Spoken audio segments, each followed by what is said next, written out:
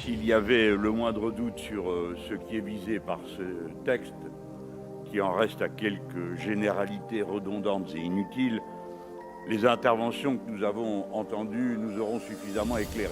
Vous visez l'islam et vous le faites sans discernement, en tenant pas compte de ce qu'est l'histoire profonde de la France, à qui les guerres de religion n'ont jamais rien valu de bon.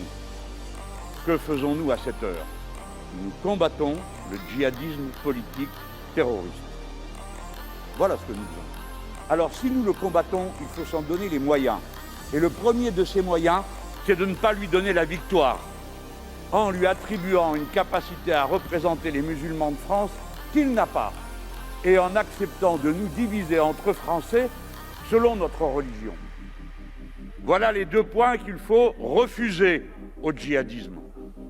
Et c'est ce que j'ai l'intention de faire à cette tribune, en commençant par dire que je partage la souffrance des musulmans de Brétigny qui ont été agressés hier par une voiture bélier contre leur mosquée. Comme je m'étais associé à l'unique protestation qui se fit dans ce pays après les attentats à la mosquée de Bordeaux avec la manifestation du 10 novembre.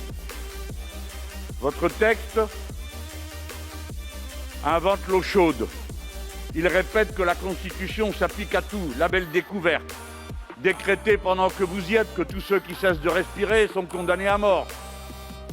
Et vous aurez fait la même avancée. Ça n'a pas de sens.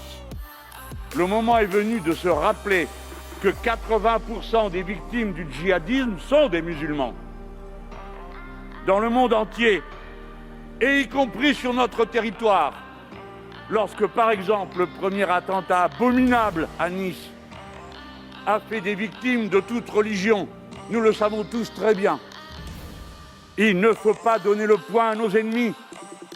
À cet instant, j'ai le cœur serré en pensant à ceux de mes camarades assassinés en Algérie par l'islamisme politique. J'ai le cœur serré en pensant à mes camarades Choukri Belaïd et Mohamed Brahmi, assassinés en Tunisie parce qu'ils étaient des dirigeants du Front populaire qui voulaient proclamer le caractère laïque de la République tunisienne. Ne les confondons pas, ne les oublions pas, ne les méprisons pas. Ces musulmans, dans une tradition qui commence avec Averroès, qui se retrouve dans le mutazilisme, se sont toujours opposés à ce que la loi religieuse s'impose sur la loi de la cité. Et dans le Coran, si vous voulez le savoir, cela est écrit en toutes lettres. Après, vous pouvez toujours dire que 74% des jeunes musulmans pensent que la loi de Dieu est au-dessus de la loi civile. Mais 100% des croyants pensent que la loi de Dieu est au-dessus de toute liste, au-dessus de toute loi. Et s'ils ne le croient pas, alors ce sont des hérétiques ou des mécréants. Mais bien sûr, tous respectent. On peut accepter la loi de Dieu et ensuite accepter la loi civile. Et c'est ce que font les croyants qui, par exemple, ne veulent pas de l'avortement, mais respectent la liberté de l'avortement. Ils ne se l'appliqueront pas à eux.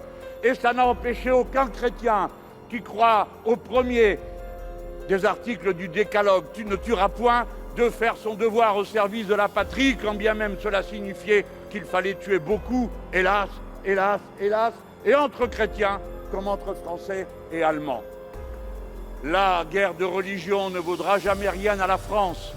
3 siècles de guerre entre catholiques et protestants, après 1000 ans de mauvais traitements à l'égard des Juifs. Où tout cela nous a menés ? Nulle part. Jusqu'à la grande loi de 1905 qui dit la seule chose qui vaille. L'État ne reconnaît aucune religion.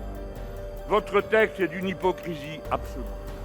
Avez-vous l'intention de dissoudre les partis identitaires et suprématistes blancs qui existent en France ? Non.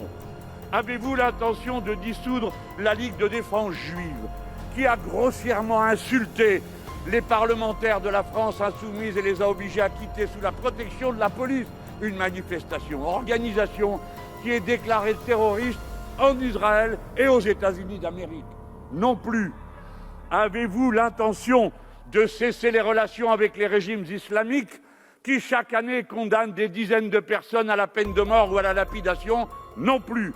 Nous sommes en train de perdre notre temps et de donner à la France une image lamentable. Non, il n'y a pas de guerre en France contre les musulmans. il y a la laïcité, la loi implacable qui s'applique à tous de la même manière. Et c'est seulement cela, collègues députés de la Corse, qui vous donne raison. La République française est indivisible en ce sens que la loi décidée par tous s'applique à tous. La seule communauté qui soit admise en France est la communauté légale. Je reviendrai dans mes amendements sur ce qui me reste à dire sur le reste. Rappelez-vous de ça, pas de guerre de religion en France.